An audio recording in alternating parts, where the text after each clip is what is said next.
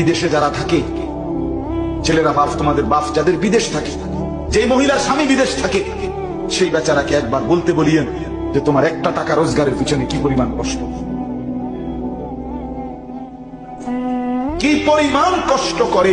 আমি নিজ চোখে দেখছি সৌদি আরবে বারবারই উমরা গেলে, তখন ওই বাংলাদেশি আমাদের ভাইরা অনেক দাওয়াত দেয় করে রুমে নেয়।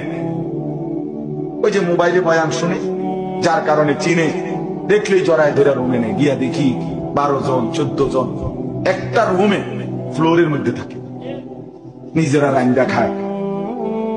এক ছেলে আমার বলতেছে, হুজুর আমি 11টা বছর আজকে বাড়ির থেকে আসছি হুজুর, বাবার ঋণ শেষ হয় নাই, জমি জামা কেমনে কেমনে অনেক কিছু, বাবা ঋণে, এই পরিবারের ঋণ এখনো শোধ করতে পারি নাই, এই জন্য হুজুর এখনো বাইর যাই।